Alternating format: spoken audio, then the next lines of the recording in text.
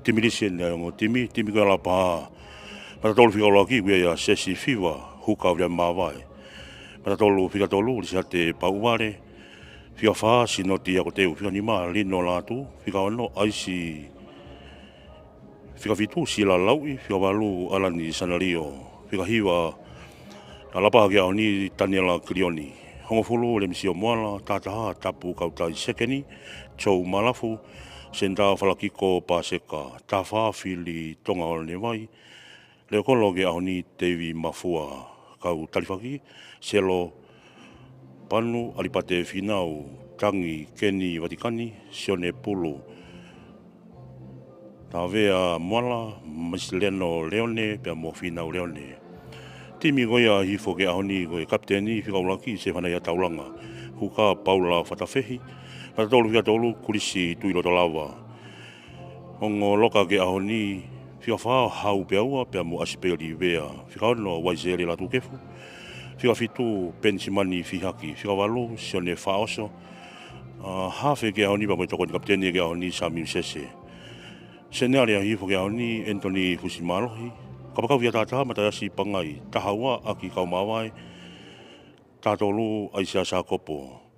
Kapakau via tafa kalau si hakeai pe leo kolo a hifo ke ni nipi fuka kau talifaki sione vai kuki mani nafe kai velata nela na isatonga ai sake wavi la tu souvenir sione la tu kefu ongo fai ako Daniela namoa be mosione tunga fasi lotonga niu ku fako sipitau ka naite pe me lapa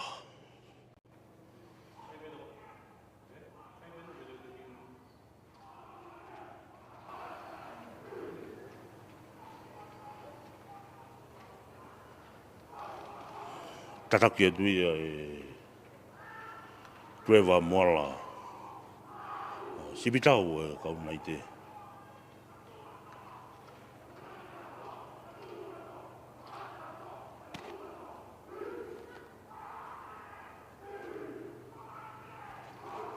kau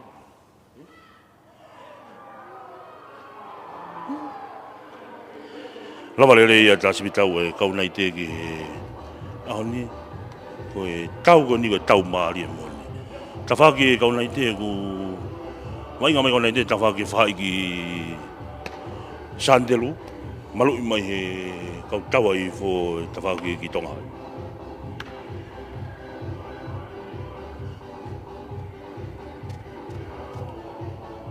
famau ke ani ko chon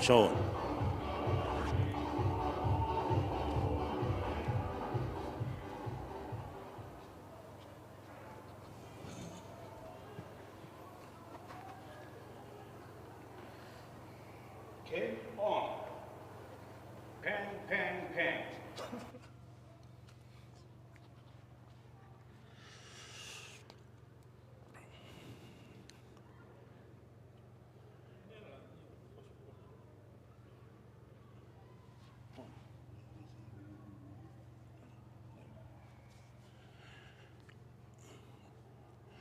ke tari wa mau be mo e kau rika wainga ki a pulo me komiti kai kamata e wainga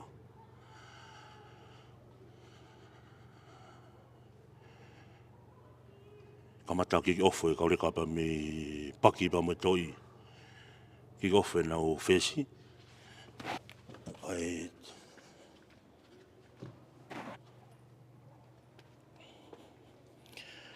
ki ofo le misio moala akahi atu tamini hapoi mai ai aki kaumawai tamini akahi mai aki kaumawai hao ika ki auti ma uia e hafe pasia ke na ure kolo fafokia ki loto ma uia na u hafe fesi le misio moala akahi alatu hafofa haipola nipi fuka ma uia ka ure kapa mi fo akahi mai kapteni hao fafola e pulu ki mui hapo te leo kolo ko ya lapa fafoki mai pulu ti venia ka pa mi fo te mini fa Iraq fa ngamari e pulu ti mala pasa te ha fe ta no ko fo eti ha ki loto fa Iraq ai fe nga i fo ke counter Iraq ke ma fa ngamari e pasia nela krioni Pasa tu kena sekeni, hu mai ki loto. Whatatai pulu tai mini hawhi. Pasa mai kena u tahe no ka whaweti i le whiwhika. Hatoni mai ki loto. Pasa whiwhika taule tai mini, ala tu tari i mai a he matataula hifo. Kai e fumaa whainga malele ni ai ni a teki a lapaha.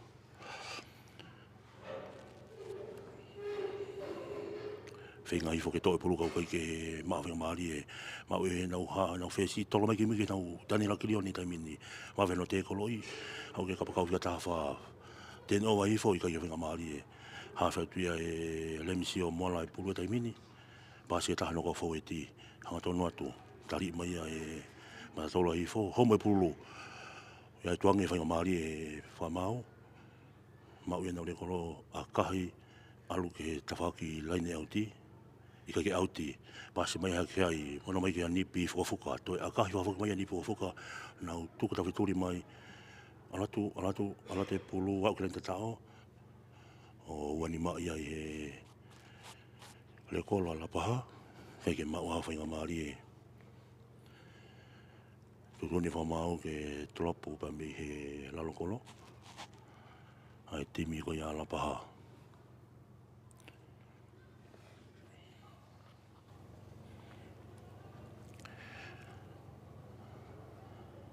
Le misi o moala a kahi tolopu whapopa mai.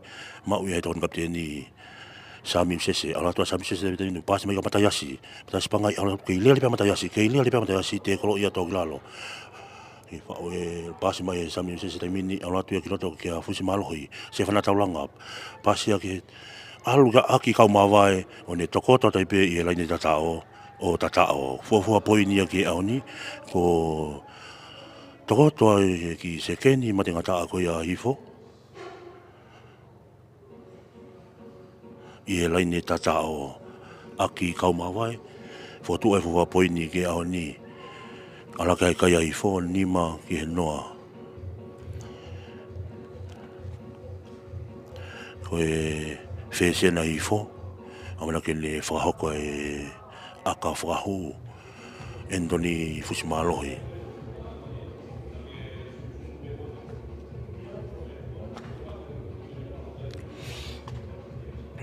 Ki hawiliwili matangi tai mini bea mi he tonga hifo.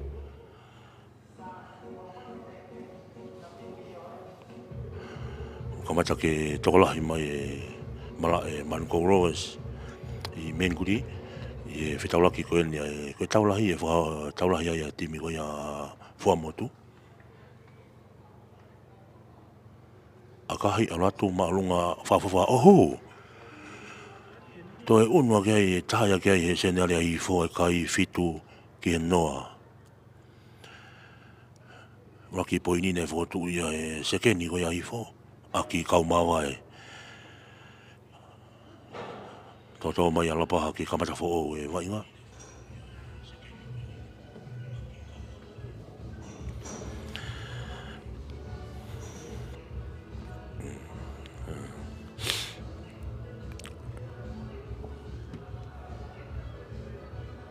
Le misi o moala koe pulu taimini. Akahi ki ko whataimini. Rato malunga talifafofa mai e kapteni koe a hifo. Se wana taulanga. Poti mai kai kene pasi kane. Toi he pasi ka flipe whaoso. Tifini bea e lapaha. Pas mai hawe Sami Sese ka se wana taulanga. Toi henpek mai ka sakopo. Mai sakopo pasi mai a kia asperi. Toi hau ia ki nau. Preka wave ka fitu pensimani fiaki. Toi tatabea. Te fute pe kai peke lava o tali ka ki unat peke roto whaua e Rocky. Wana tā mai pulu tai mini e hawhe. Tau tea e whamau ala paha. Te kai ke whaulele e me teke e Rocky. E kai ke unu ki mui to e taha te whamau ki e whahifo e malae. A ka mita hango fulu. Taim ta tau pe kuia i tō taha ka wainga ala paha. Une toko toi loto malae. E hane fui te kolo. Matu tamaki e perekawe ko ia hifo.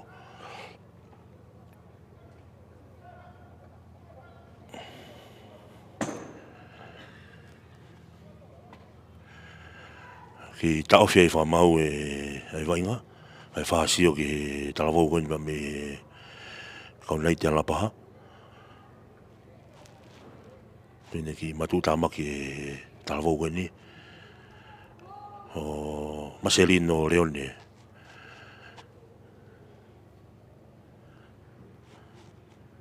Ase te milisi ku talifaki ka koni ku iau whia tahawa. Ake whetonga e peki tua. Marcelino Lino. Iwi whamau hoka te wainga taimini.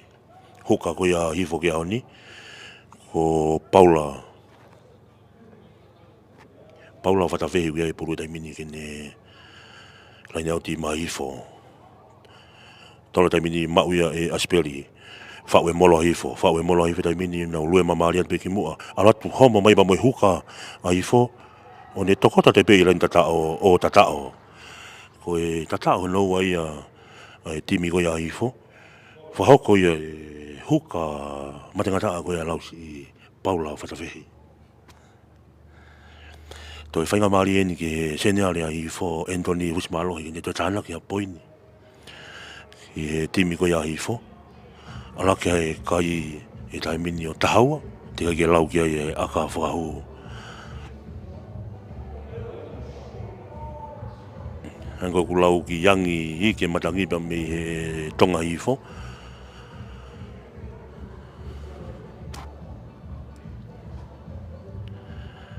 To e toi puru taimini, to e fotu upe e Anthony.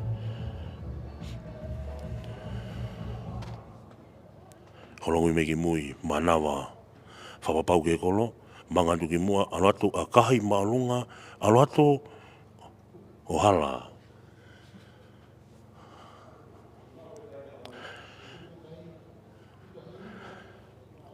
E tumau e pe kai e taimini tahau a hifo, ki e noa la paha, ki whainga maa lie au pito e kaureka paki pa mo e toi i ahoni. Ake, le misio moala ia e pulu, teu ke whahako e kick off me e halfway.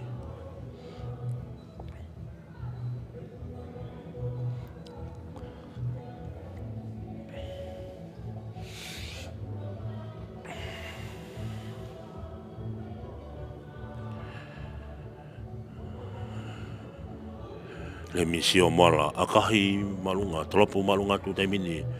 Apoi mai he huka, Paula whatawhehi, ki fute makiloto, whao e raki, Sami Sese, tolo makiloto latu selu. Pasi makiloto ke nau whesi, akahi malunga mai ki mui, aka whaofa, alatu, tau mea le koloko ia lapaha taimini. Kati makiloto, hao mai ba meti whini, ke alatu kiloto, oi au e te kolo ia ne whahako ia, e waise le latu kefu, kau ia te kolo le.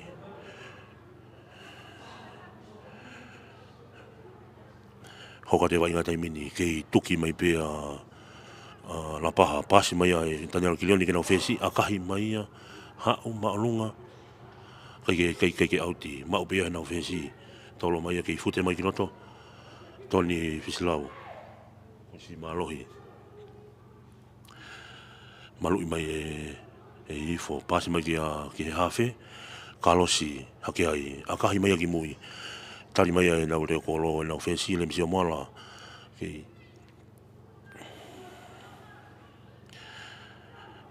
Te whini mai a tō mai ki mui, whainga maari ni ki la paha ki nau, awea whainga maari ma nau timi, tolo at pēr na whawhaweti. Ka tōne ki na matatolu, whia tolu. Whaola ki Daniela Kilioni ku ia e puru taimini. Pasi mai ki nau whikau ataha, hau ki nau hawhe, a kahia o alatu o auti. Ai ke he owa e akako ia, Kutene bi whamau ke nau laine auti e waiwanga e malae.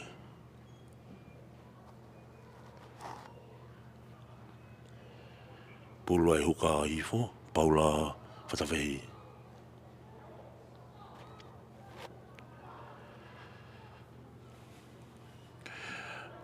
hau pe awa i kai ke lele e tolo koe e huka i fo.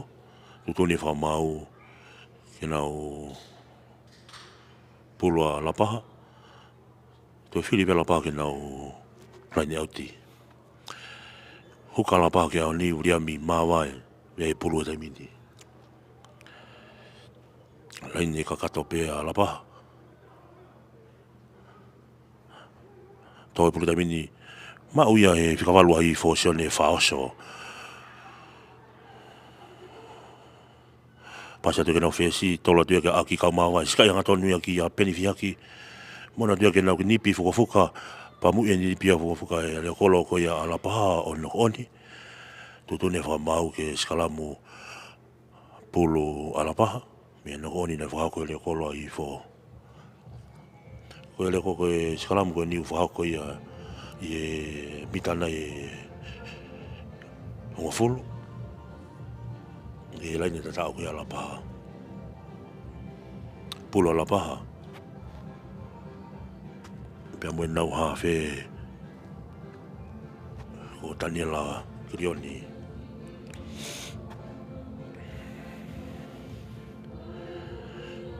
Ki preke whamau e taimi.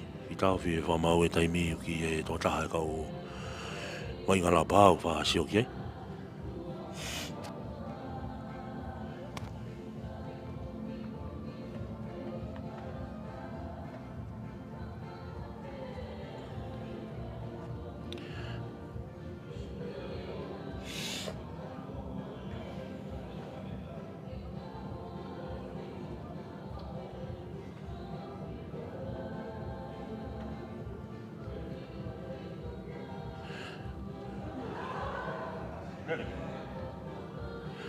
Ai ke he tutune whamau ke hoko atu e tauwainga. Hawhe koe a lapaha ki ahoni Daniela Kirioni. Te teo kene rie pulu ki loto. Koe fofua skalamu ene ahoni. Whito tuani pia ngō timi, mau pia e pani mama whatatau. E ngō timi ki ahoni. Kai ke pulu ia lapaha. Wainga koe ni ku whahoko atu ia pia me e pāke Manukau Rovers i Mengkuri hala mai kau ni. Mo tolu koe o mo mamata mai he ope. Koe wheu hene mamanoa. Koe taula kene o ao. Kai ke mau pia e lapaha e pulu e taimini. Pāsa tuia e a whekena o whesi kare misi o moala a kahi. Hawha mai ke lai ne auti. Ala tō auti. Ki e mita e uaua. Pulu ia e huka a ifo, Paula Whatawhehi.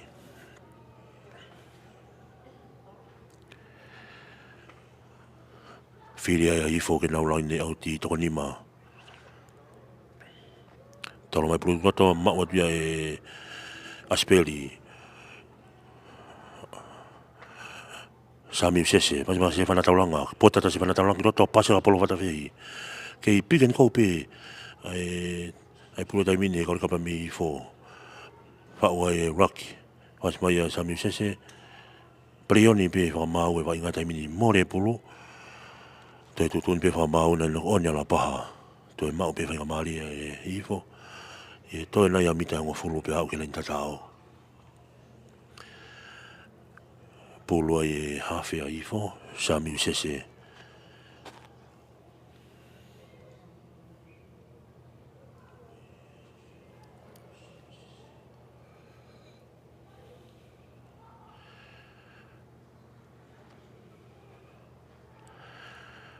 Ki pauni mama whangu e tu e ngā timi hanga e te wakai pe mitua niu ki pauni mama whangu e timi a lapaha. Hai e naula ki skalamu. Kai ke Sami sese pia moe pulu. Nau whahoko a skalamu.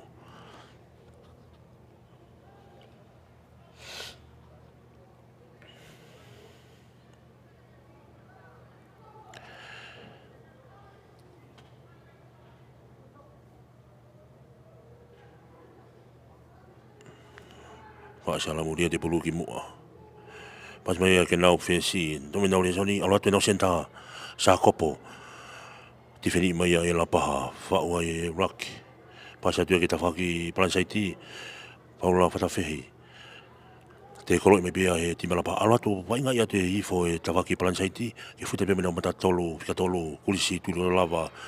O na toko tau klenda ta o whahoko e tatao fika tolu ia hifo ke aoni. Whahoko ia, whahoko e nau hua fika nima, asi pelivea. Ai tatao ko ia ano tolu.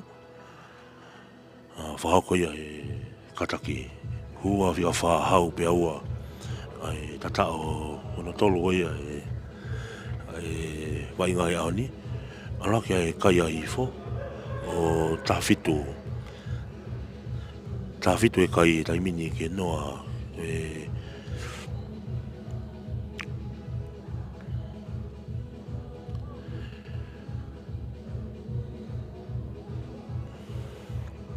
te kai ke tānaki ke e akawahu. E whainga marieni ki e seneari a hifo Antoni Fusimalohi. Ke ne tānaki ha poine ua ke papa toi kai. Ko e kai e taimini ku tafitu ke noa. Te ke lau kia e tau akawahu. Akahi e Antoni alatu maalunga i kai ke ola le aka. Whako e Antoni. Tu mau e pe tau kai tafitu ke noa. E tafitu e timi ko ia hifo ke noa ala paha.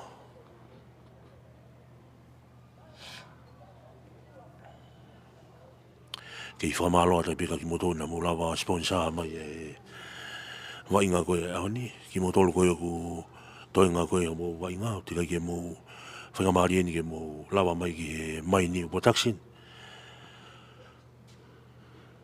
Ka lawa whakamafola hanga tona ti lawa mamata mai ki e ni ho mo ngai family, ka maha mo ngai kolo, pa mo e o pepa mo tonga kotoa. Ke ko fatua le msio mola alatu malunga hapo ibeia i ke maulele ta ka winga i fot pe fa mauna tobe ki mui aka i malunga mai ni pi fuka talele dia le kolo ke ala pa hapo ia dia le kolo la pa ta mini sai dia ki loto aka hia le kolo la pa i ke ko aka lele te hapo i me beia e ka pakawa ala pa ka ko hiki fa maula ni auti ko auti te ke ne mai no ki mo fa mau ki no to kai ke mo le polu ki ifo pas mai a fesi ke nau hua aspeli ke fute mai aspeli ke vai wanga o malai piken ko a ifo pas atu ke plansaiti vai to ma pas atu fa na pas atu ke huka ke mona de be huka te mini pas atu no onne polu be mi kapakau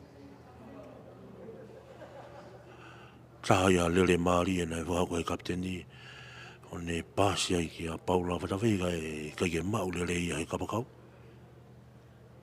O na koni ai polo ki mua tutuni ai whamau ke skalamu. Polo ala paha tanela kirioni ki ai polo taimini. Auna ke whako e skalamu.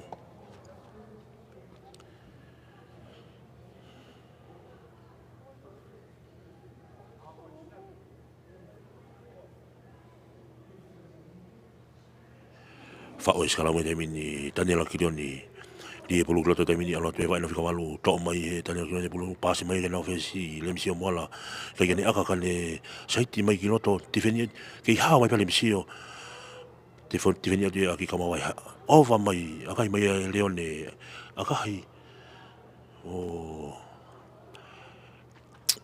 hapo ya ni bifuka kai te kolo tu mi mui kalosi hake ai e pulu taimini saiti mai ki loto to e pasa ka aki kau mawai kai ko hapulu lelei ne pasa ka sa kopo mau dia kan dipi fofoka ala tu kalau kiloto tifeni kai ke mau le tifeni kai ke le pe fofoka pasa tu ka sa mi se taimini ala tu te kolo ia la pa taimini ka ku mau pe pi foi pulu taimini ni pi fofoka te ha fe pulu taimini ki a fusmalo i tolo fala ka kiloto ka se fana talanga ke le pe se fana mona tu ia ki a palo fa ta fe e huka palo fa ta fe o fainga te kolo ini O kai lai kau mamata. Wow. Ai kei koe te koloi ki ova ki olunga. Senta. Lapa. E taha e kau wa inga. Hifo. Koe taha pia ngahi nau e wa inga.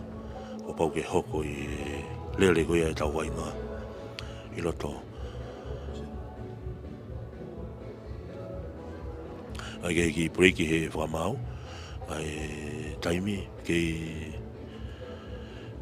whangamari e pe tarawaupa me timi koe haifo. Ai whahako kia e tari malunga ne whahako e timi alapaha. E perekau i whika ono koe a lapaha. Ia halau e whamau ki e fuaki ai pe fuaki whamau e kati kolokula ki he perekau i koe perekau i koe a lapaha.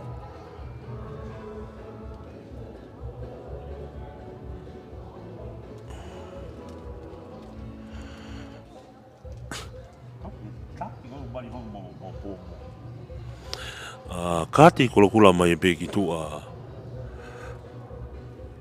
perekau i koe a lapaha Aisia Leone. Aisia Leone koe na ne whahako e tari maolunga whatu tamaki koe ni ke taha e ngohua e timi haifo. Pia ku si kati kolokula mai pe ki tu whainga mari eni ke timi haifo. Ke nau to e tāna ki hapoini. Kai tutuni e kapteni ke nau akalaine. Tako ni kapteni. Sami usese akai hatu ya auti. Whainga mari eni ke timi haifo. Ke nau foto e tāna ki hapoini ke papatoi kai. Nau raini auti mita nima ke lain tatao.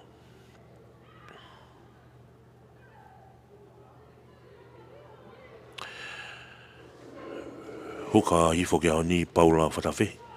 O kia e pulu e taimini. Filipia hifo ke nau laine. Toko ono.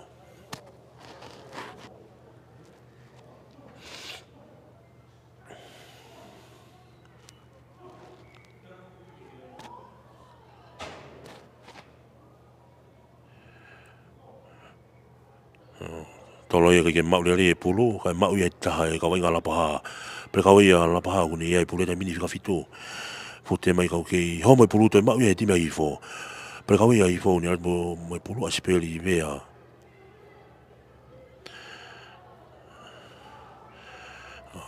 Ho mai pulu ki mua pia me he ni mai hafi a hifo. Tutu ni whamau. Nau sialamu kai pulu i a lapaha mole whinga mari a hifo. E noko oni ai hafe. Ki nako bewa i ngai taimini e tawaki ko i a lapaha. E tu e tau papatoi kai e taimini tawhitu a hifo ki e noa. Tawa o maini ki waiwanga e konga ulaki. Ki take a hifo tawhitu ki e noa.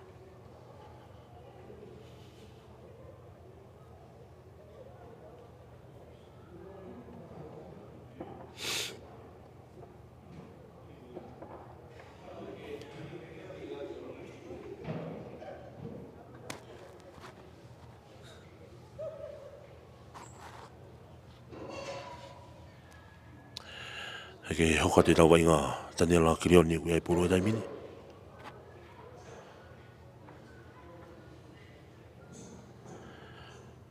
Homo Scrum. Ka ke whea maari whamau ki e hongo fōweti. Te tutuni e whamau ke te whauwhau e salamu. Ke i pulu pe alapaha.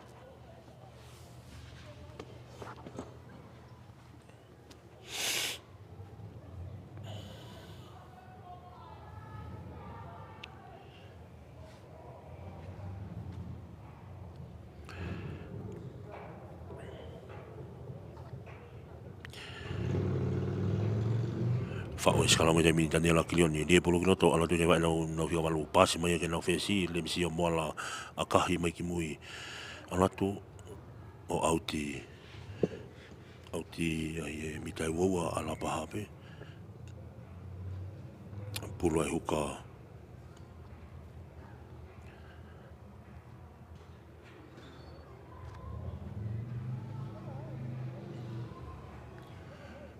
hihi fo Paula Fatafehi.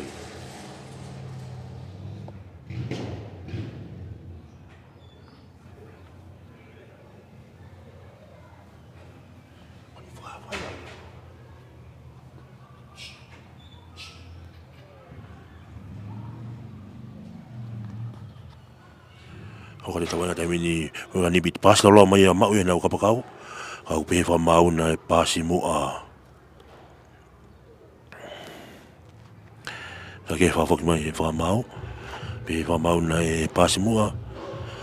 O skala mu kai pulu ya Daniela Kilioni malapaha. Skala mu ko ni va ai mitai wa mo mitai wa fulu I tafaki kon kele pe ala paha.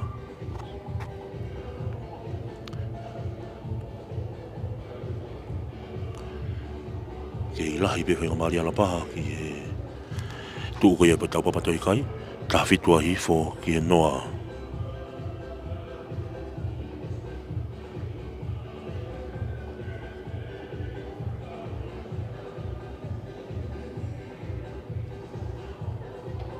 hue siala mo dai mini Nela Kilioni ki te kei mai ki liliu tau tea e whamau ala paha ko enkolo na mata tolu taiti pulu ku pese a ifo tutuni kapteni ke aka ki rai ni auti aka hia Antoni Kusmalohi auti le rei mai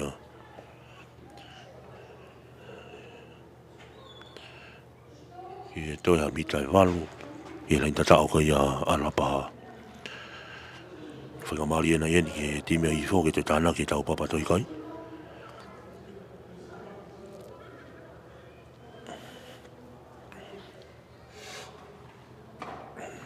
Huka tologa tuia mau ia tuifo ia speli klaro Antoni Filimalu pasoga ka mawa pasa tuia ki fesi tolo ki tua ki kapakau kalo sa ke ai kalo mai kinoto au te takalo pe ke ai o tokoto ke len tatao o tatao ko lele mari ia na vao ko he kapakau pia ta fa ko ia ifo kalosi hake ai ia ne lele e tifeni ato ko tokotolu ne tokoto te be len tatao o fa ko e tatao ono fa ifo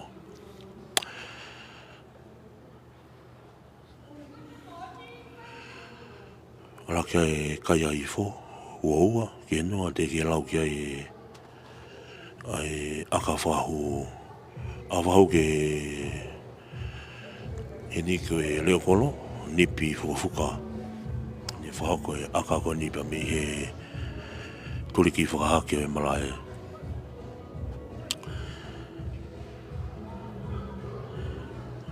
mitai ua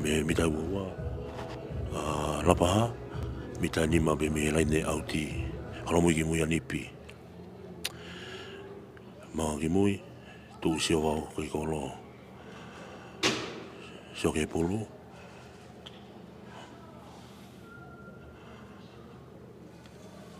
mangatu akahi alwatu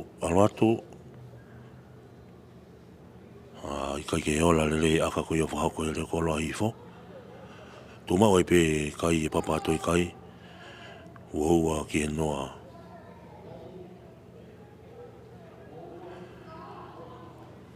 tawa mai ke kwata fa o siko ya tu nga ulaki ke taki pe ifo ko wo ki noa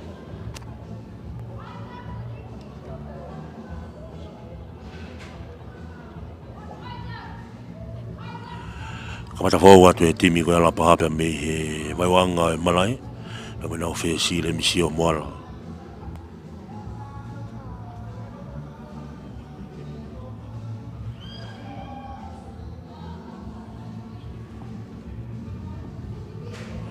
Ho te tawai ka mini akahi e tu hapoi mai e kalosi hake ai pasi mai kiloto akahi mai e nipi fuka ko ni akalele hapoi atu le kolomi wa ko mi te ai wa mi te ngofulu pasi mai kiloto te fini mai aki ha mai pia limsio moala ta mini ka ku te fini ia e taha ka hua i fo fa wa rocky fa foki fa mau advantage pa la paha ko e offside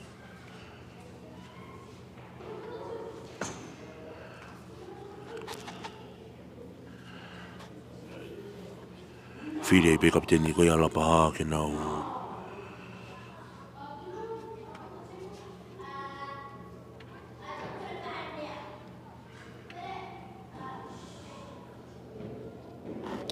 file pe kapteni ko ya la paha ke nau va ko skalamu e konga kele ko ya i fo ma ai mi tai wa pa mo mi tang fulo i fo kai ta va ki fo ha ke malai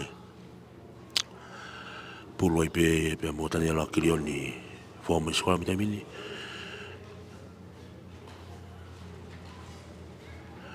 ligi loto e pulo e tani la krioni ha ia ke va e fika valu pas mai ke no fe si le mi mola ale ko si mai ka tol fala ka mai ke no senta a tolu e senta ti fenia i fo ka puke tu ia ka i fo Lalo, fome laki au ke hafe.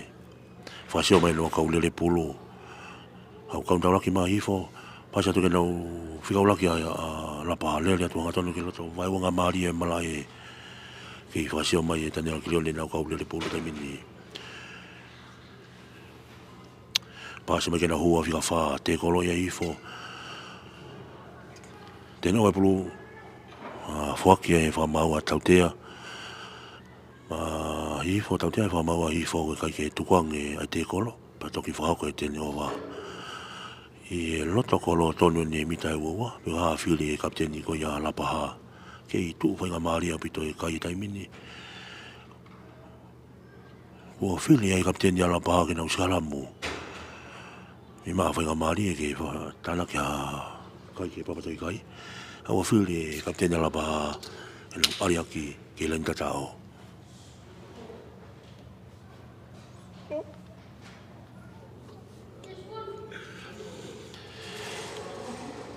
I pan mama fai fo e tiko e alapaha nau whiri ke nau skalamu hua skalamu e tai mini li pulu kiloto e tanela krioni hau ia ke wa e ai whikawalu pasi tanela krioni ke nau whesi le msio mola tolo whalakai ke nau sakeni hau kuki wawelo ti wheni mai a e i fo tene owa i fo e pulu tai mini whake e pulu ai whamau tautea ke timi ko e alapaha ko i kai ke tukuang e pulu e whahau ko ia e taha ka whoi te taka ko ia a ifo au te maawinga maari e kaurika ifo te aka mai e nau le kolo au ti mai a ke waiwanga maari e mala e kei tu mau pitau kai e taimini uaua ki e noa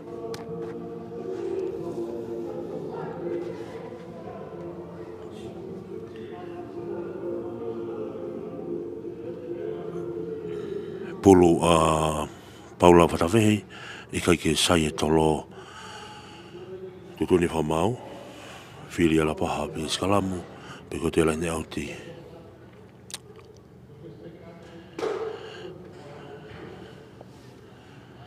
whiri ala paha ke nau laine auti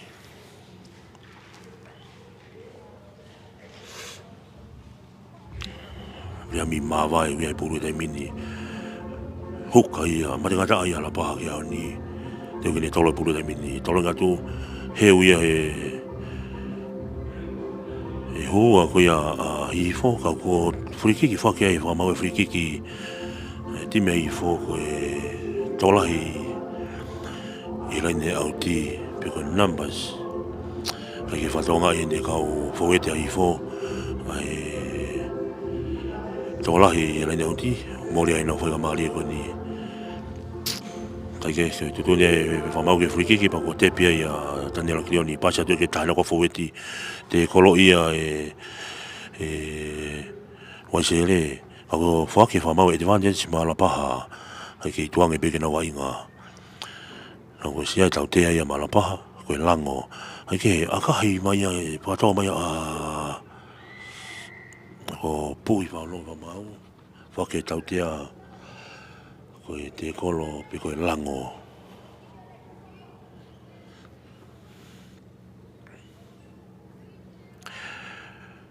o to vai wanga mari e malai fa ko tau te au ni ala paha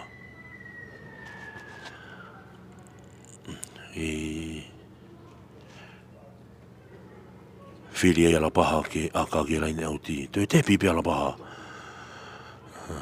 ala tu puna ko tama le pulu fe kala paha pas mai pulu ka tenel ki ni pasa tu ke no per ko ska fitu tolo mai no fika wa tolu ai sia leone ha to ni tu ka ti ni mai ai hifo e mini wa mai nga ke mita nga fulu ke pulu pela paha ala tu mai no ka ta ga no ko mata tolu te kolo mai ai hifo ke ma upe te o vai pulu ya e hifo e ta mini au ina ha fe akahi mai ki mui ke na o le kolo te pulu to e pulu hau ki loto te mau pia na o le kolo te mini ka tani ma akahi malunga mai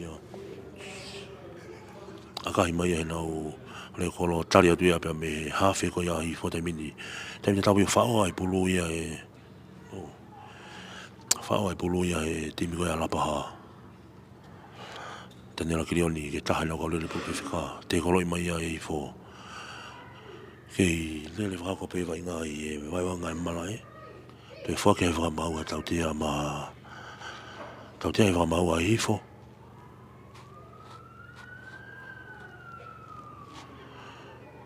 e to ke o lunga te kolo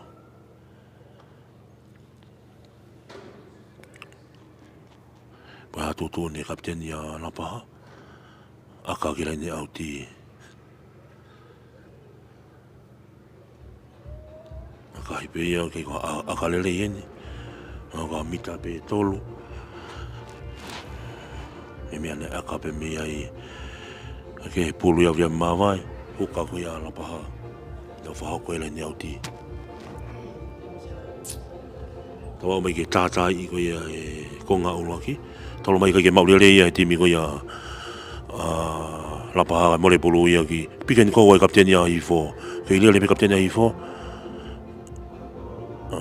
offloading mai ki mi ke ya ta ke prion be vai ngata mini ki mau ya huka la pa si mai ki roto ke mau le no fesi ka pa si mai no fi wa ta te kolo ya tu no se ke ni offloading mai ki mui ha we pulu ha uia o auti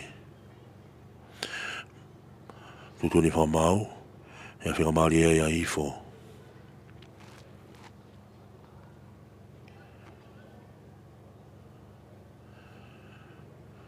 ni auti pe mo huka ifo ke ni paula fatafe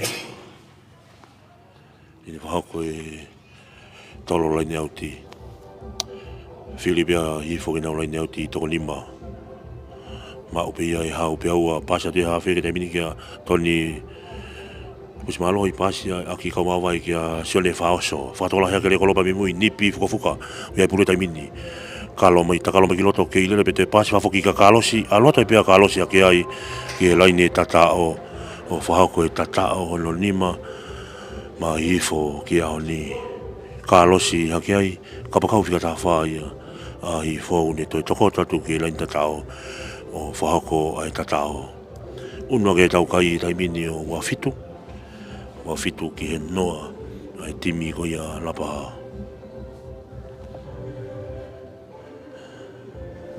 Koe tuu ia tau kai e tai mini tau pe i malai whika tolu o ko lotonga whahako ai keime taha i mamaloa. Koe malai whika ola kia ni ko whahako ai tau ko ia i fo pia mo lapa. Temi tau pe ki whamalo ia i pia ki motone ke i whaitoko nia mai whahako ia live stream koen. Live ia ngatone o te tau koen ni i fo pia mo lapa. Paike. Holo mui mui nipi fukafuka. Sio ke kolo, sio ke pulu, manawa. Teu ke ne akahi aka whahau koe ni mga ki mua kai tō e whai pulu. Kei te epe ki lau sekoni u tuange he whamau.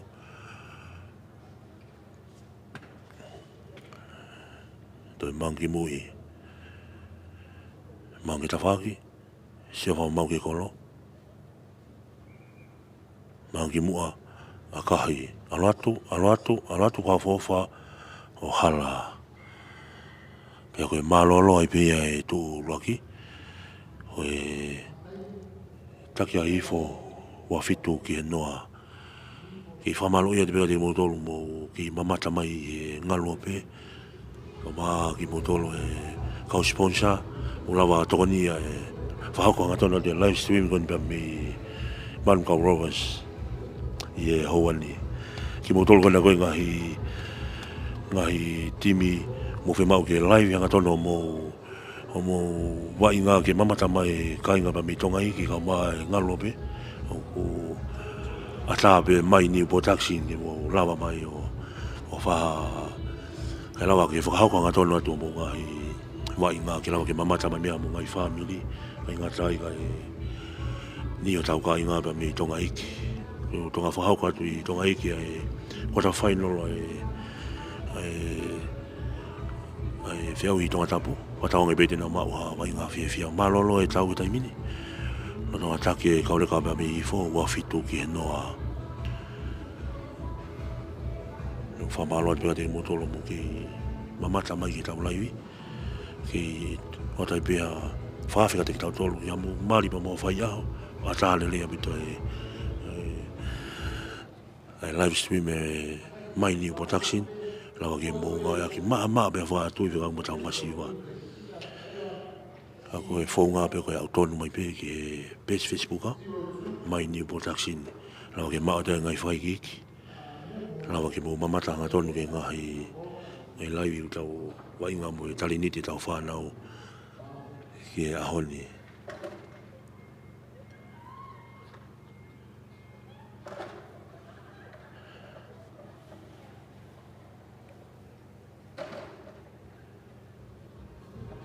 Koe wiki ka hau o paia e timi a ifo. Pea tina toki vei pā pea mo e timi koe a toloa Old Poi. Pea mi tonga. I e wiki ki tua.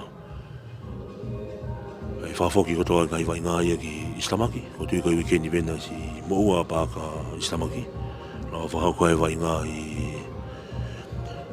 I e Maraia ka pulu e Rovers.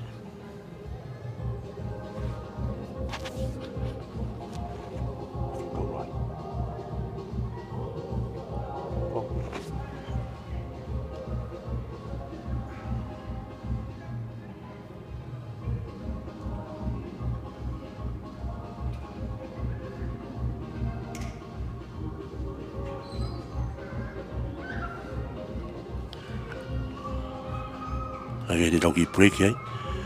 Te tau ki break ai mi te anga folo. Tau tau whaki mai e tuanga noa. Ai kore ke DJ ken e whale lea maa tau whangi whasi. Ken e awea ki tau tolu ke tuanga noa.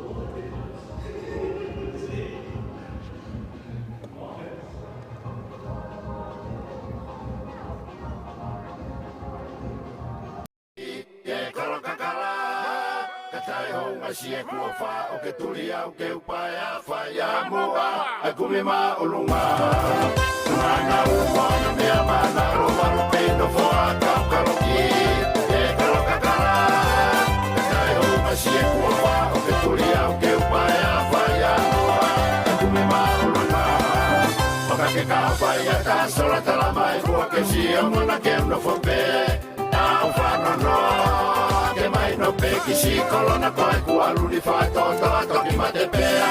Ngaro mei whai toka, o ka ke kau whai a ka sora tala mai mua ke si o mana ke uno whope. Ngā whanano, ke mai no me kisi kolona koe ku aluni whae tōtoa toki ma te pēa.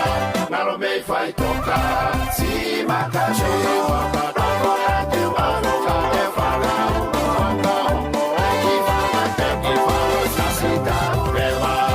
E o pilo rewo to ke taewa pe whaka lelu lelu.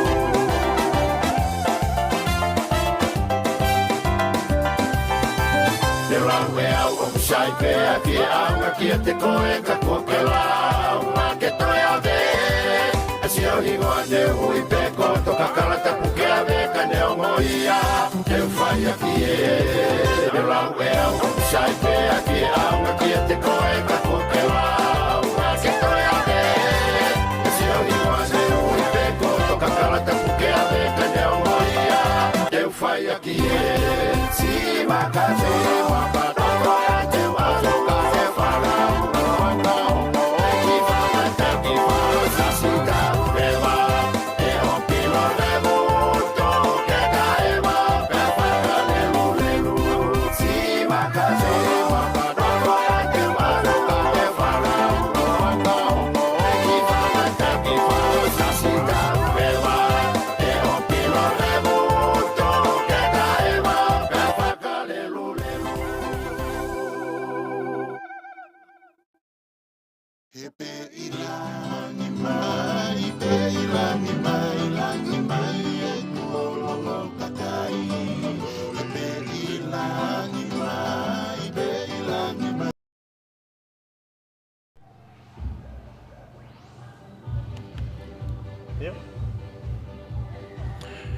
Tau whoki mai ke tuanga o noa, tolo patu ki ofo e sentako ia ifo. Hapo i mai e taha ka voi tia lapaha, ka kune takalo mai taimini. Le misi o moala, mo le whenga maria a lapaha. Mau ia e kapiteni a ifo se whana taulanga, kei fuita tu pia se whana taulanga taimini. Fo me loki pasi mai e hawhe ki a aki kaumawa, e pasi atu ia kei whikawhitu, pensi mani fi haki. Ka kei fo mai roki. E taimini, muskatak pe puria te niti ke mau pe I foi puria mini pasa tu ke na le koloni pi fofoka ki taka pe pasa tu ka sa kopo ka ku tutu ni fo mau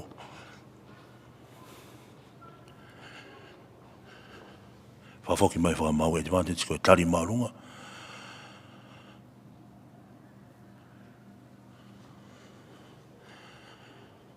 muro ko ni mama tama I e o pe mu si kata ko me mo pe ka pa I puria tu e ki te niti ko ni ku au asa tu ilalo kata ko mo le be whenga pe ki a watu e tutunia e kapiteni a ifo a ka ke lani auti o whahako ia e tawon kapiteni Samuel Sese e lani auti tamini tau pi ulako atu e kau whitongi ala paha ki loto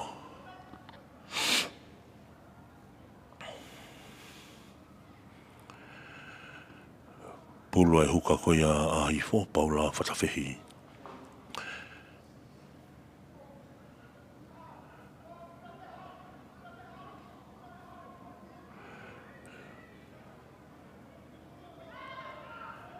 Ma uia e asperi vea, mona doi raka kursi tuiwa rawa, kei fuita te pekiloto. Sese, whakata mai pulu, pasa tui kiloto ke hua whiani ma asperi vea, kei fuita te pe asperi vea, dai mini alu tu te amita e nima pe auki lenta tau. Whenga mai a lapaha, pe Samuel Sese, tolo tai mini ke whesi, agahi malunga ia tai mini, agahi whakatoa te ki he tua koe a tatoa ka ke mauri leia matai asi pangai, te whawhaki meki muie ni pi whukafuka. Te kolo, to e whawhoki e whamau ai tautea, ki hoko e mau maurao, ai timi koe alapa, matonga pe i, wawe koe ai wainga.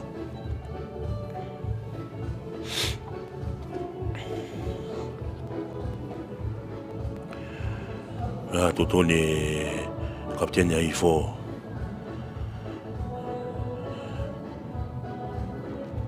ma ko toe aminta e walu pe au gelen tatao o ko be kapten ai fo ke nau tepi ai hafe pasi ko tamini ka se vana taulanga pasi ka se le faoso ala to se faoso te pasi te ke kapten ai tamini nau to kota tu te aminta e ua gelen tatao fa ta mai hafe tamini tolo atu ki fe si tolo ki tua a tabi tamata si panga tai mini ala tu ke lain tatao te wala ya ki ai tatao ai poini ai fo wa ko ia e kapakau via tataha mata ya si panga i ala ke kai ai fo tolua ki noa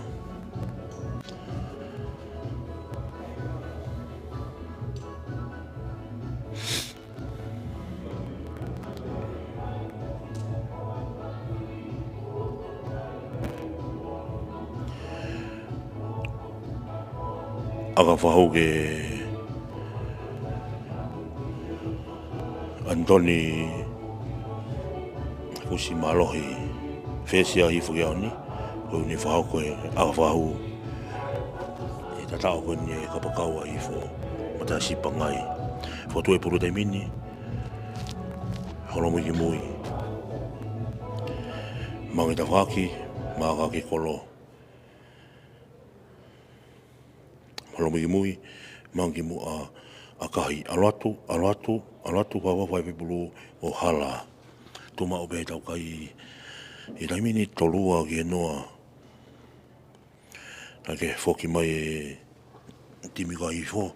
Malu i atu e tawaki i whakatonga. Ka e malu i mai timi ala paha. Whatoke lau e mala e. Ki gofo mai a la paha e taimini.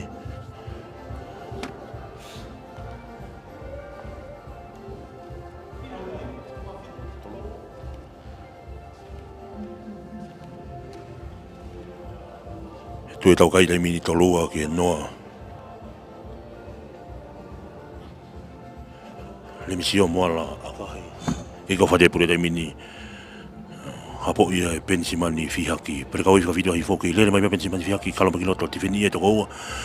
Ala paha. Mau ia sami sese. Tolo mai e ka se whana taulanga. Pasi mai. Ki lere pa se whana taulanga taimini. Ki mau ia e paula. Huka koe a i who. Alu ki loto. Ka tari i pinga ma. La paha ke tuku mai ki tua. Whatata mai pulu e hawhi koe a i who. Tolo mai ki loto. E nau whesi. Mona tuia ki a latu kefu. Wilo mai pe a latu kefu. Fo me rocky ona masa mi se tolo mai ke na ofesi mona mai ki na preka we fi anima ya aspeli ve ke le pe aspeli dai mini te kolo mai la pa pas mai sa mi se tolo mai ke na ki hake ai di fini be la pa dai mini ha fe tolo mai ke fa fo te to ai fo dai mini aspeli ve pulu dai mini tolo de ke atoni akahi alatu kai whai amari e o ki ala te pa mo sa kopo o tokoto i renta tau o tatao. O te awa e kaure kapa me i fo ki e leini tatao. Ia whautouta e se neale koe pa me i fo Antoni Fusimalohi. Ia ne fo i kickbox. Ne akahi aki he tua e tifeni ala paha. Ika ke maule rea leo kolo, kai whakatolahi a senta ko ia a i fo whatamina o leo kolo. O mafua kai pulu ki e whatawhata e senta o ne tokota tai pe i rinta tao o tatao. Ala ke poinia i fo o tolu fitu. Tika ke lau ke aka whahu. Hangi koe ku lau ku malohi e matangi. Mi tawhaki whaka toke lau i fo o e malai. Eke, aka nipi fo fuka. Mangi mui, sio ke kolo, manawa. Manga ki mua aluatu, akahi aluatu malunga. Tau, mau e hangatonu. Ka e malohi ai hawiri. O Kaki ora le aga whahu, tu mau pia kai tolfitu ki hen. Kaki he, kamata ki lako atu e kau whitongi a hifo. Suve pia mo mani, te teo kena hua tu ki loto.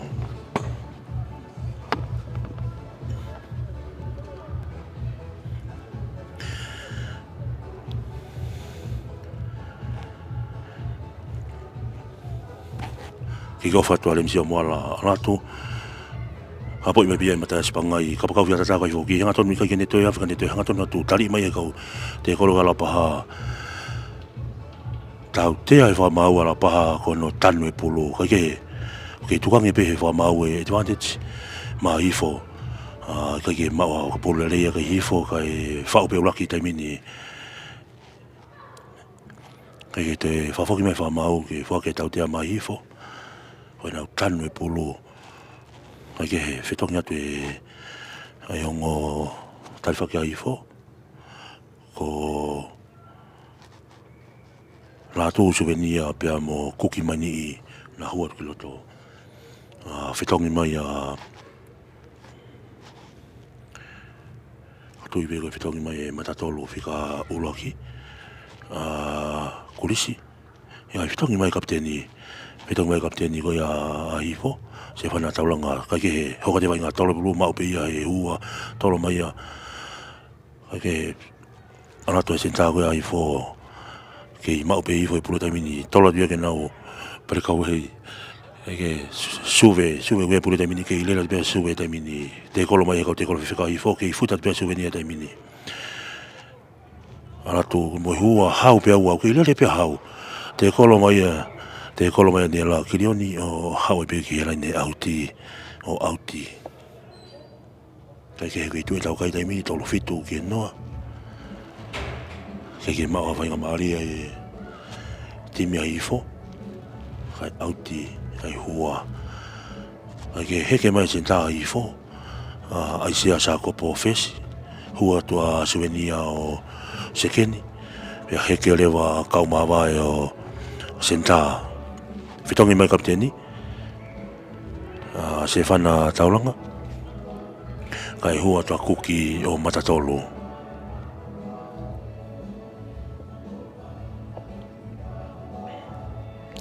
Kai he maari whamau ki helai ni auti, te tutoni whamau ke toi tolo who'ou a helai ni auti.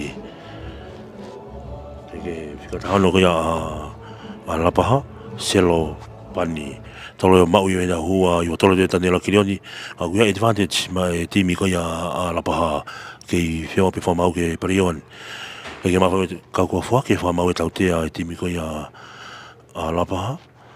Koe kei ke tukange whawhakata ia i he hua i who, ai hua a lapaha i he ea.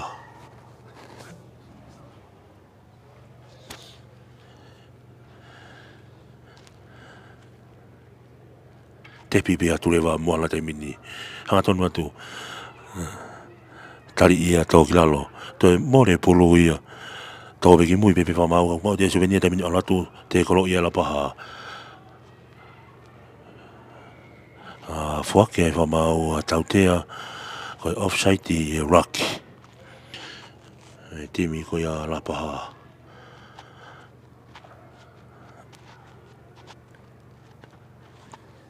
E whetongi mai e whesi pia mo e matatolu koe a hifo. Aka autia e rekoro ni pi whofuka aka lele ieni. Aka atuia o owa atuia e waha e mitai ua wama e mitai ngō fulu koe a lapaha. Pika marike huka koe a hifo. Paula patawhehi kene.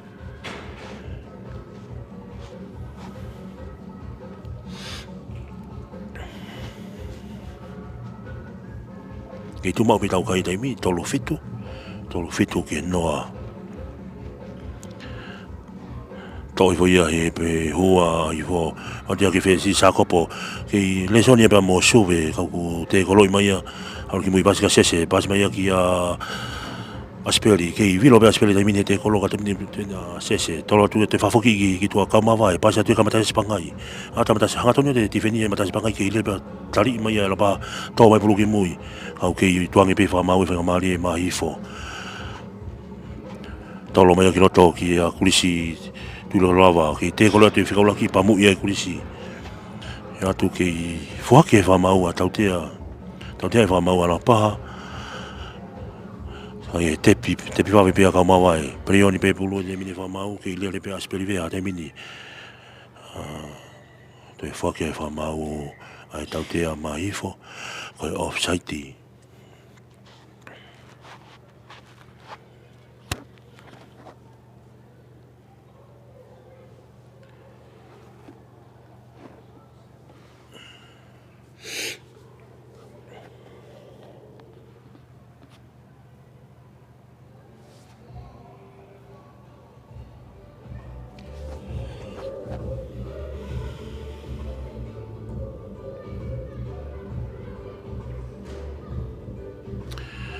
Toni be tanggap dia ni ifo ke aka kena ni uti. Tapi tau pe ku kamata ke to holo uha to tapa ki funga e fonua. Hai ke pulu e huka a ifo paula fata fehi ke ne wa ku la ni uti ma ifo. To ya mita e o fulu ke te tau ko ya tolo pe ia mau pe e hua via fa ko ia aspeli vea te mini tu foi pulu te mini ke fa e molo ke fa pe i fo e molo ke nganga o pe na toko tatu ke piken ko pe i toko tatu ke lenda o tata o ko e piken ko mari ene fa hako e hua matakai ko ia a i fo a hau pe ua ni fa ko ni tata o fika ua ki ani e preka we hua fika fa ko ia i fo e hau pe ua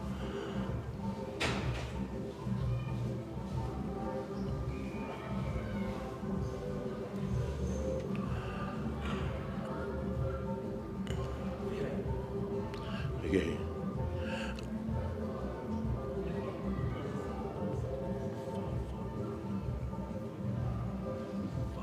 Ake kai o whaua.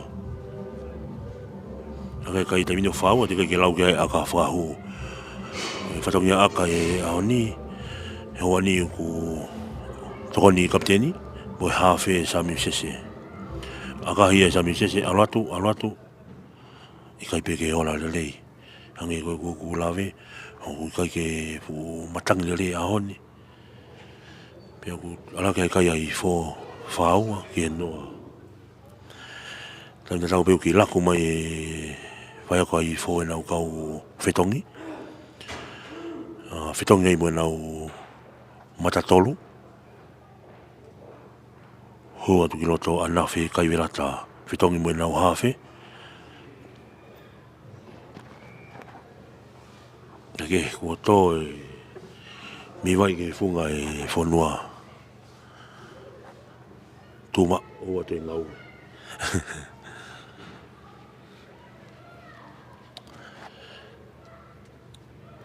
Iyo. Kamata ke laku mai e ifo e nau kau whetongi. Ki kau whatu ala paha taimini. Ki whawata la paha hapo i mai bea e nau kapakau mataya si pangai hanga mai ke aka ke aka kane.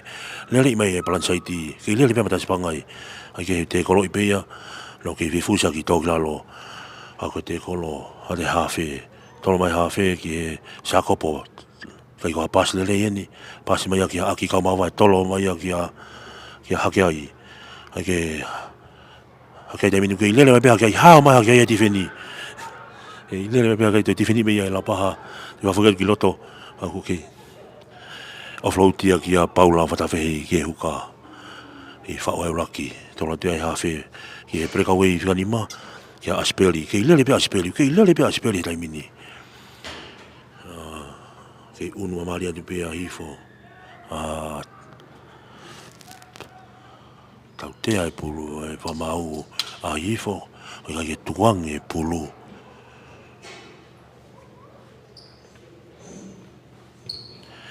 ke akahi mai e Daniela Kirioni. Auti koe ni whiunga tonu ia mo mai wanga e mita hanga wholunga, e mita uaua ko ia tawhakonga kere ai i fō. I tu e kai mini i whaua.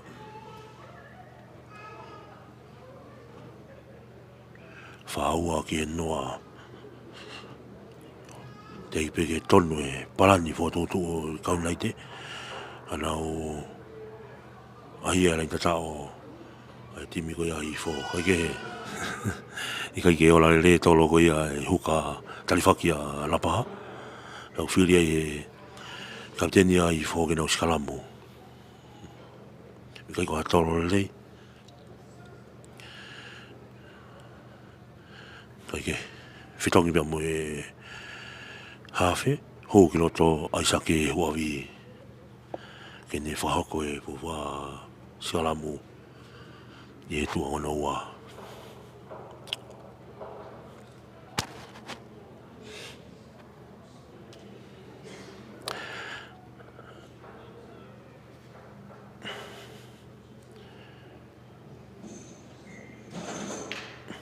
Ka ki whemari e whamau ki e Shalamu. Te break e tautuki o lunga. Tātarai whare e whamau ki o matatolo. Ia koe safety e wainga. Tō e whahau whau.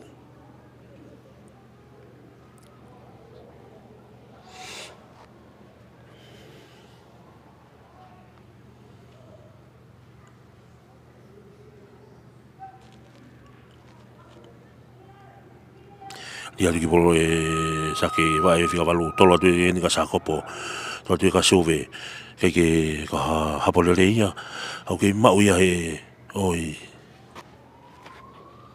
tautea e whamau whake e whamau a tautea te pipi ala paha na mini te whake e advantage e whamau pa ma ala paha e offside kau kei perioni pe whamau pasia nila kirioni ke nau kuewa mola pasi ke nau pasi mua kau tutu ne whamau ke nau whoki mai ke advantage ko e offside pia ko ala e whamau ke ne kato uia e kati kula ia ku asi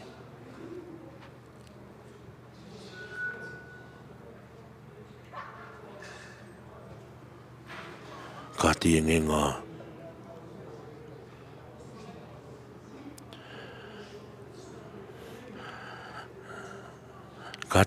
e hawe talifaki a hifo ai sake huawi kone offside te pipea tani la kironi te mini tolo ia ke nau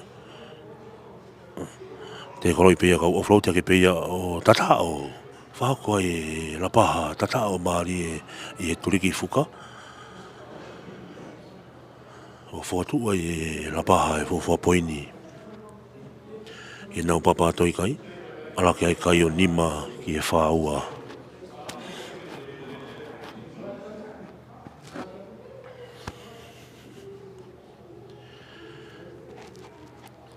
e kua whai tāpu e kina ki tau tolua uhalo vai e haoni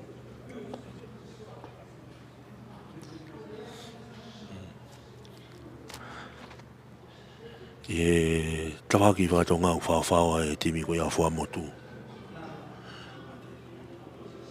Taulahi e me timi ko ia hapai. E malai ta tau pe ko ni. Ko ia i kainga hapai me whione one kau maa me hostea. Au mo fi mau ke live yang atona tu mo mainga ia live stream. Katak whetu taki mai ki e mai ni upo taxi. E lawa whakahoko atu mo mainga. Koe lau koe kau reka kimi sa mani.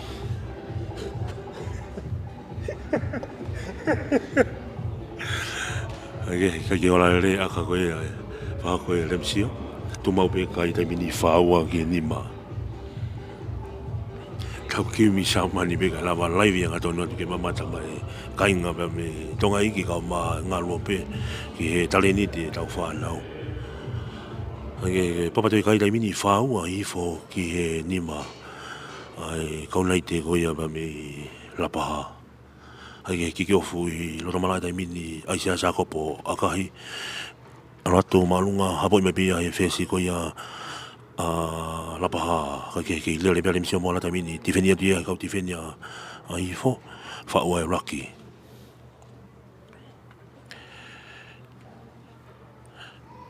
le ia ma ka mata tolu ai la paha te ki fu mai no le Fautuauta e kapiteni a Lapaha.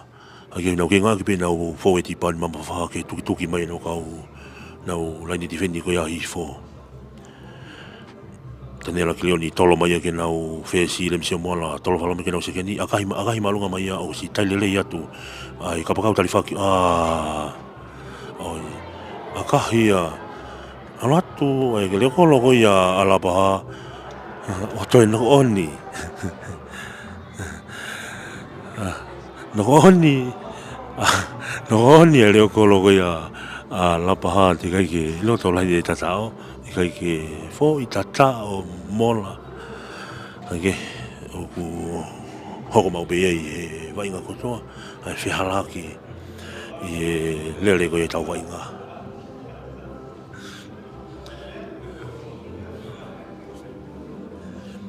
e whihalaki ko ia e kapakau tarifaki a hifo sione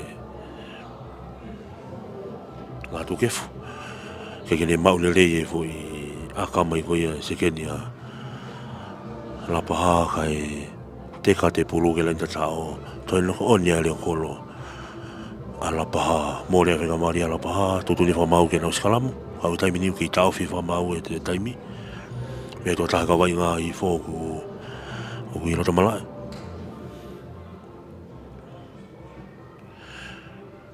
pia ku ngari whitonga I beki tua tōtō mai e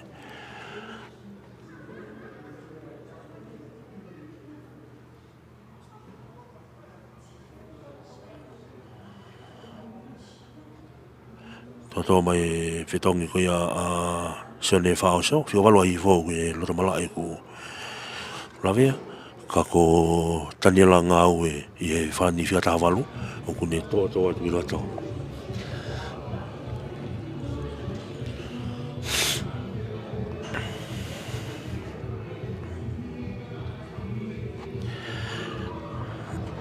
Io tutuni e whamau ke hoka te tau wainga. Tau papato kai e taimini, ke taki pe kaule kapa me lausi I whaua ki he nima a kau nai te pa me Lapaha. Whitongi mai e pe a sione whaoso, kai hua tua tanela ngā ue.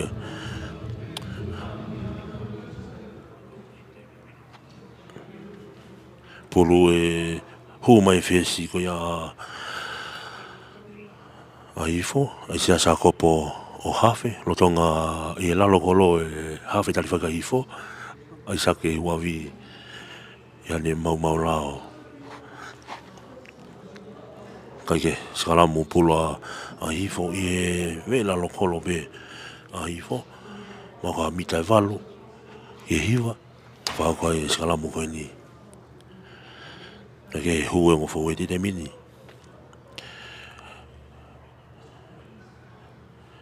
li kiloto ai sia sakopo alu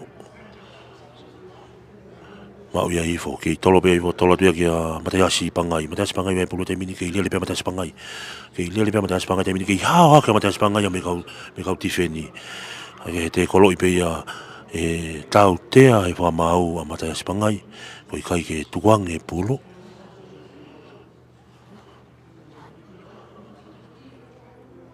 kau ia lele maria ni whahako pia mi he mita e nima toki mate ke halfway kai pango more ai pulu kai ke ne tuang e pulu pani toki to hoka te vainga kai ke akahia e Lapaha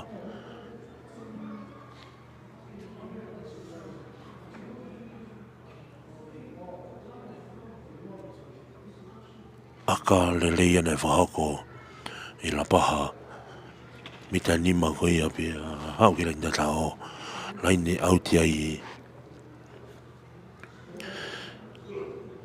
a Lapaha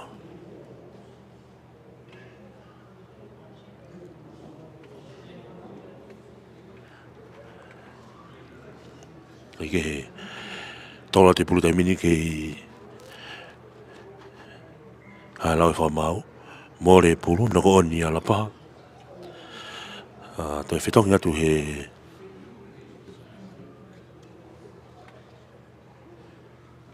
hua runa toa sione manpuna whetongi e huka paula whatawei whai hua tu e huka tari whaki koia a hifo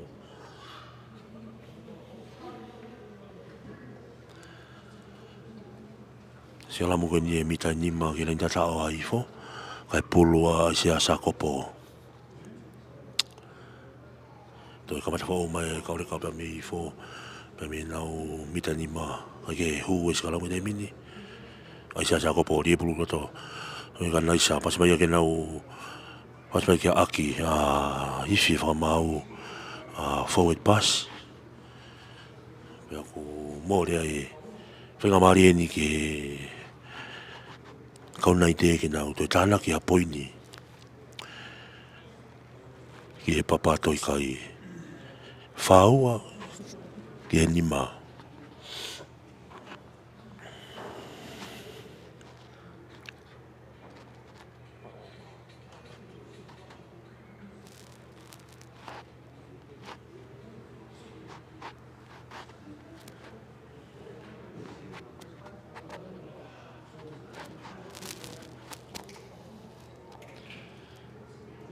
ke te tau whi whamau e taimi.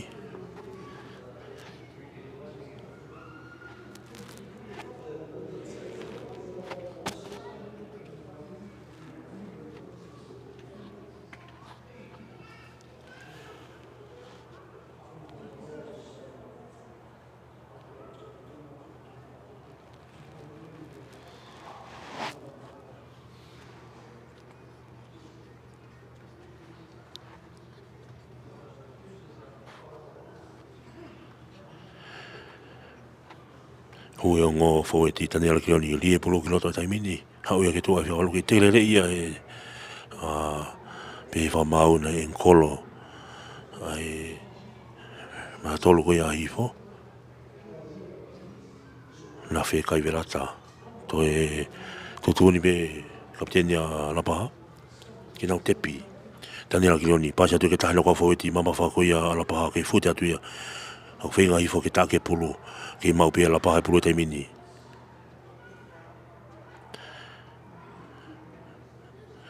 Pasi atu ke nau tawaki plansaiti ke whesi. Ako mau ia e hifo e polo e taimini. Mate asipangai. Awe wha mau ke ulaki noko ni. Polo a hifo.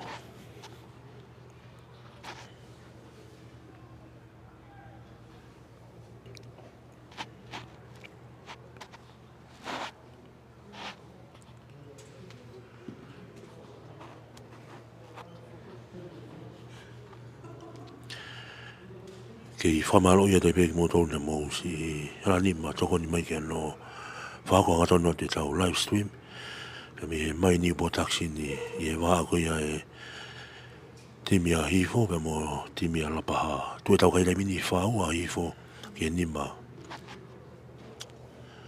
mau tau wau mai ke kua tau whao si ai vainga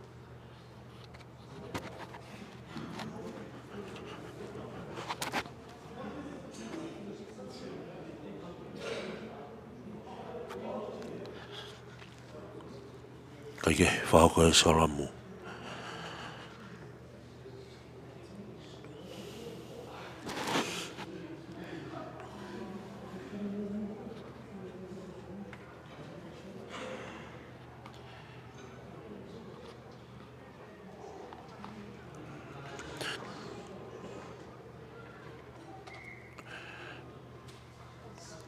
Kai ke hola lele e hapo e pulu.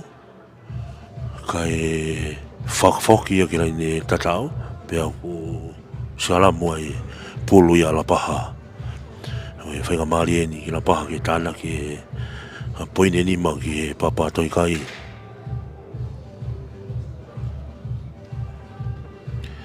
tanela kirioni ai pulu e taimini e ne li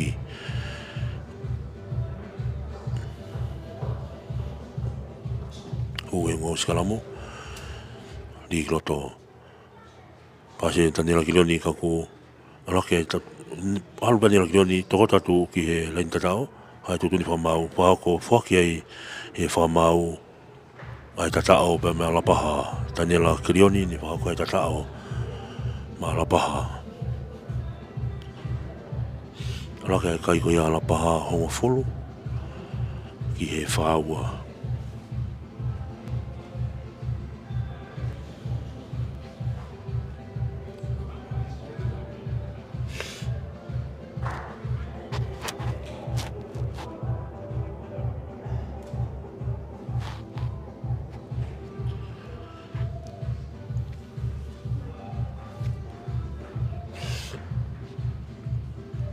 Ko tue pulu e whesi ko i alapaha, le misi o mala. Ke ne whahoko e a whahu. Ngare ke tāna ki a pui neua ke papatoi kai. Honga wholo ki he whaua. Kola mui a kahai alatu, alo malunga o ho. Tāna ki a kai le misi o mala ai papatoi kai, taua ki he whaua. E whoki mai ai whoki e kikofu.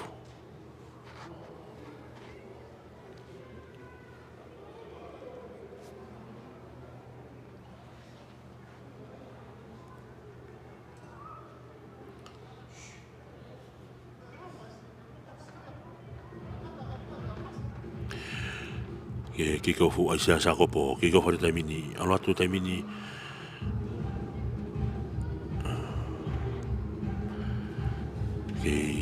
Mau pe pulu ia e lapaha. Pasi mai ki tāna ko whawiti sone pulu.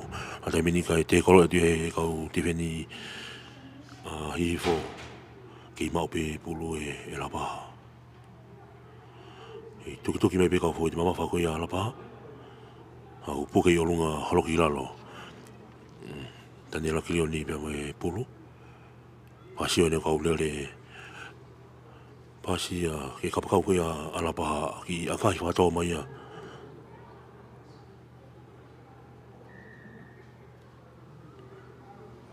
Tuange ke advantage e whamau ma alapaha.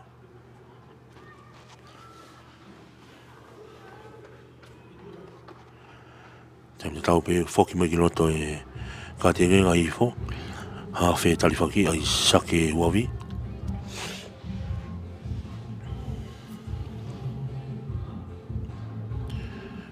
Whili pe alapaha ke nau aka ke lai neo ti.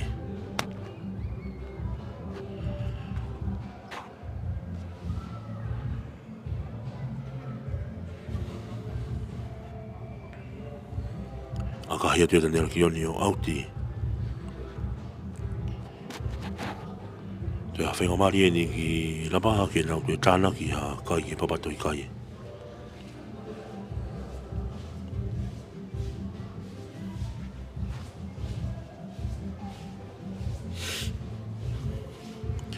Ko ka lapaha, tola te pulota mini, ke mau ia taka heu ia e taha e kawainga hipo.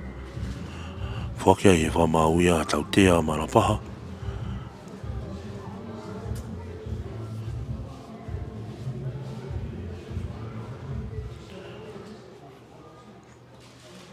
Pe whamau na au saiti. Ke te pipe a lapaha, alatu ke nau kau poti, whewheka te koroi mai a hifo. Pasi mai ke tahi loko patatolu ki hanga tonu atu. Whenga hifo ke te neo mai pulu. Ika ki ola lei, tani aki loni whakasi ole na kau patatolu, se ne pulu pasi a ke nau, le misi o moala. Kai puke tu pe e kau ti whene a hifo. Ki mau pe la paha e pulu, whaki e whamau e advantage ma la paha. E pikin koua la paha, kau ko hifi e whamau. Tau tea ko kai ke tukuang e ai ti wheni. Laku e kau whaketi ka hifo homo e polo ia pa me kapakau a la paha. Te mori ana whainga maari e.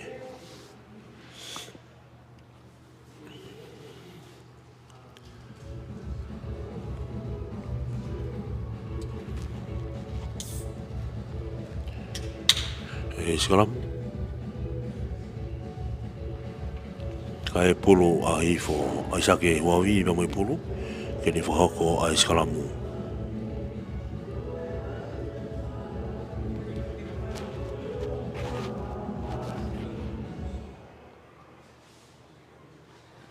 Hue ngo faweti ligi pula te mia sake wawi mai me ke vai ana satonga ki tolo mai kia ka kia taha ia tene ke hau ia nipi fuka sai ti mai ki hau loto tolo mai ka sioni la tu te homo e pulu ia ba mi ono nima no oni me fainga mari a sone atu ke fuka ki te taha tua kai homo e pulu be mo no nima Sikalamu pulu ia tanela ki ni malapaha Pega mari ni ke te tana ke lapaha poini ke papatoi kai tu e poini tai mini whaua hifo ki taua la paha.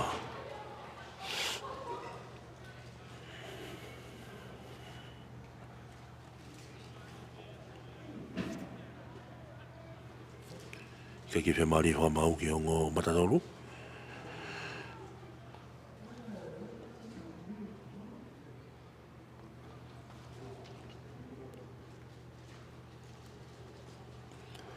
Whau fōu e Sikalamu. Puluia tanela kirioni. Uwe Sikalamu. Tanela kirioni. Lie pulu kata e minalo ke tuana o alga toa pulu mena whakawalu. Homo e puluia meno nima. Pika puia he nai satonga ma hifo. Mau ia pasi mai ka peni si mani fiaki. Takai mai peni te kolo i lea he kapakau kuia. Homo e puluia meno nima. Noko oni ai offroad ia ba me ba ko lava le le taimi ka kato o se taimi ko I kuna ia e timi ko ia hifo ko e faua ki e taua ia tau mari e moni ki ta pe fa malo ka te motor ko kai ngama mata kai ngama he ni ko ta pe ngalo pe na mo mata mai ki live stream ko ia my new production ki ta pe fa ka te tau tolo ko Fia mau ha mari fai ao mea whae ki mga I mea kota pe lawa ke fia mau ai live stream a tā pito mai new production ke mura whai tūtaki mai e page Facebook a hatu te whito e tau fia ui kone mamaloa rugby tournament ku hao kolo tonga lele I taimini e ngahi timi a pulu koia e mamaloa au I aha whainga mari I lawa o fia mau ke mamatai o mo ka inga pa mi tonga iki pe ngahi ngalope Ata pito e page Facebook a koia mai ni production fetu taki mai ka lawa fa ko le ya tuia ai ke ko malo mo mea mai mo mea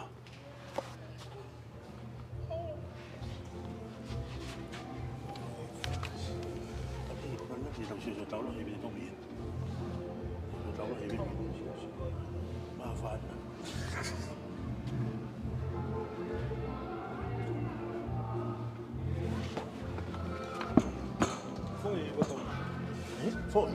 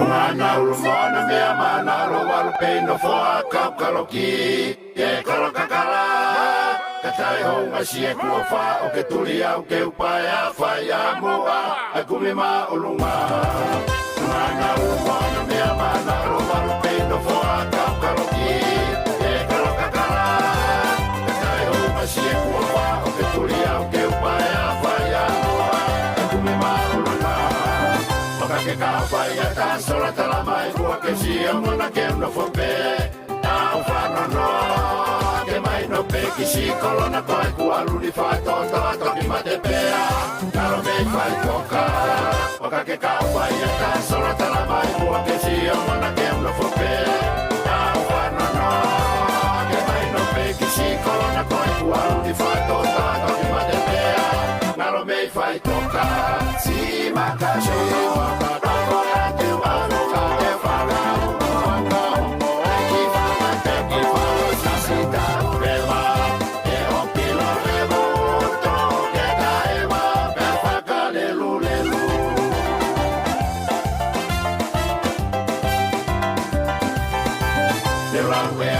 Sai pe ki anga ki te koe ka ko ke la wa ke toi ave asi o hi wa ne ui pe ko to ka kala te pu ke ave ka ne o moia ke fai aki e la we o sai pe ki anga ki te koe ka ko ke la wa ke toi ave asi o hi wa ne ui pe ko to ka kala te pu ke ave ka ne o moia ke fai aki e si ma ka se wa